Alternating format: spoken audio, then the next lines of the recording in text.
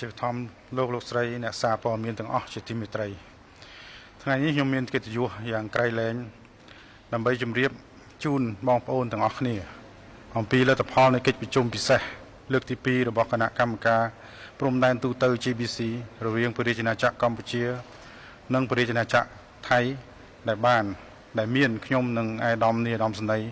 ណត្តផនណាក់ផានិតរដ្ឋមន្ត្រីក្រសួងការពារជាតិនៃព្រះរាជាណាចក្រថៃជាសហប្រធាននឹងក្រុមការធ្វើជាសាក្សីនិងសង្កេតការដោយប្រធានក្រុមការងារអ្នកសង្កេតការអន្តរកាល IOT ប្រចាំប្រទេសកម្ពុជានិងថៃអនុព័ន្ធយោធាសហរដ្ឋអាមេរិកប្រចាំនៅកម្ពុជាម៉ាឡេស៊ីនិងថៃនិងតំណាងកងទ័ពម៉ាឡេស៊ីខ្ញុំសូមថ្លែងអំណរគុណយ៉ាងជ្រាលជ្រៅចំពោះភាគីមិត្តម៉ាឡេស៊ីដែលបានសម្របសម្រួលឲ្យមានកិច្ចប្រជុំដែលទទួលបាននូវលទ្ធផលជាផ្លែផ្កានៅថ្ងៃនេះយើងបានជួបប្រជុំគ្នានៅថ្ងៃនេះដើម្បីពិនិត្យតាមដានលទ្ធផលជាវិជ្ជមាននៃកិច្ចប្រជុំវិសាមញ្ញរបស់គណៈកម្មាធិការព្រំដែនទូទៅ GBC នៅទីក្រុងកូឡាឡុំពួរនៅថ្ងៃទី7ខែសីហាឆ្នាំ2025និងកិច្ចប្រជុំពិសេសលើកទី1របស់គណៈកម្មាធិការព្រំដែនទូទៅនៅខេត្តកោះកុងនៅថ្ងៃទី10ខែកញ្ញាឆ្នាំ2025ដើម្បីសម្រេចបាននូវឯកសារសំខាន់ជាច្រើនដែលមានធាតុចូល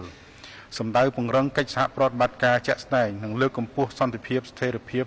រវាងប្រទេសទាំងពីរនិងវិលត្រឡប់យ៉ាងឆាប់រហ័សទៅរកប្រក្រតីភាពឡើងវិញចាប់ពីថ្ងៃទី20ខែតុលាឆ្នាំ2025រហូតមកដល់ថ្ងៃនេះក្រុមការងារលេខាធិការដ្ឋានរបស់យើងទាំងពីរបានជួបប្រជុំគ្នានៅក្នុងទីក្រុងកូឡាឡុំពួរក្រោមបរិយាកាសប្រកបដោយភាពស្និទ្ធស្នាលនិងការស្ថាបនាដើម្បីត្រៀមសម្រាប់កិច្ចប្រជុំពិសេសលើកទី2នៃគណៈកម្មការព្រំដែនទូទៅកម្ពុជាថៃភាគីទាំងពីរបានសម្រេចឯកភាពគ្នាលើយន្តការសំខាន់ចំនួនមួយចំនួនដើម្បីកាត់បន្ថយភាពតានតឹងផ្នែកយោធាតាមរយៈការកសាងបង្រៀងដំបូងនៃឯកសារផែនការសកម្មភាពការងារសម្រួលអាវុធធុនធ្ងន់ដែលមានសមត្ថភាពបំផ្លាញខ្លាំងនិងយុទ្ធពកឲ្យត្រឡប់ទៅមូលដ្ឋានដើមវិញដោយការអនុវត្តផែនការនេះនឹងត្រូវធ្វើឡើងក្រោមការត្រួតពិនិត្យនិងផ្ទៀងផ្ទាត់ដោយក្រុមការងារដោយក្រុមអ្នកសង្កេតការអាស៊ាន AOT ឯកសារលក្ខខណ្ឌប្រតិបត្តិ TOR ក្នុងការបង្កើតក្រុមអ្នកសង្កេតការអាស៊ាននេះបានចុះហត្ថលេខារួចរាល់ដោយសហប្រធាន GBC នៅថ្ងៃនេះរួចហើយភាគីទាំងពីរបានឯកភាពគ្នាទៅលើនិយមនីតិវិធីប្រតិបត្តិ SOP ចំពោះការងារដោះមានមនុស្សធម៌សម្ដៅចូលរួមចំណែកដោយផ្ទាល់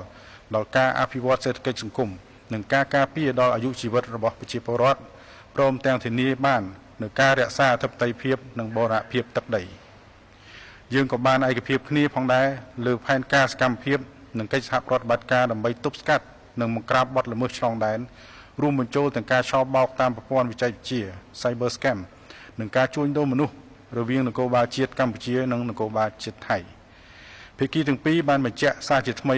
ពីការគាំទ្រដល់កិច្ចខិតខំប្រឹងប្រែងរបស់ស្ថាប័នពាក់ព័ន្ធរបស់ប្រទេសទាំងពីរក៏ដូចជាការចែករំលែកព័ត៌មានដោយធានាថាបញ្ហាទាំងនេះនឹងត្រូវបានដោះស្រាយស្របតាមច្បាប់ជាតិនិងគោលការណ៍មនុស្សធម៌ខ្ញុំសូមសាទរនិងវាយតម្លៃខ្ពស់ចំពោះកិច្ចខិតខំប្រឹងប្រែងនិងព្រមព្រៀងសន្តិភាពរវាងប្រទេសកម្ពុជានិងថៃដែលគ្រោងនឹងចុះហត្ថលេខានៅថ្ងៃទី26ខែតុលាឆ្នាំ2025នៅទីក្រុងកូឡាឡុំពួរប្រទេសម៉ាឡេស៊ីក្រោមការជួយសម្របសម្រួលដោយសហរដ្ឋអាមេរិកនិងប្រទេសម៉ាឡេស៊ីក្នុងស្មារតីបង្កើតជំនឿទុកចិត្តនិងភាពជឿជាក់ទៅវិញទៅមកព្រមទាំងការបដិញ្ញាចិត្តក្នុងការធ្វើឲ្យប្រសើរឡើងនៃទំនាក់ទំនងនិងការវិលត្រឡប់ទៅរកប្រក្រតីភាពឡើងវិញនៃប្រទេសទាំងពីរសភាពការនេះក៏នឹងបង្កលក្ខណៈចំពោះការដោះលែងទាហានកម្ពុជាចំនួន18នាក់ក្រោមការចុះហត្ថលេខាលើកិច្ចព្រមព្រៀងសន្តិភាពទីក្រុងកូឡាឡុំពួរនេះភាគីទាំងពីរបានព្រមព្រៀងគ្នាថាយើងនឹងរៀបចំកិច្ចប្រជុំពិសេសលើកទី3នៃគណៈកម្មាធិការព្រំដែនទូទៅ GBC នៅក្នុងរយៈពេល90ថ្ងៃឬតាមសេចក្តីត្រូវការចាំបាច់ណាមួយ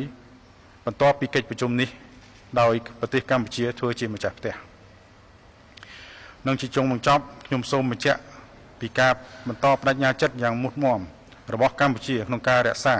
និងលើកកម្ពស់សន្តិភាពស្ថិរភាពនិងកិច្ចសហប្រតិបត្តិការជាមួយប្រទេសជិតខាង និងប្រទេសជាមិត្តទាំងអស់គ្នាទាំងអស់ទៀតសូមអរគុណ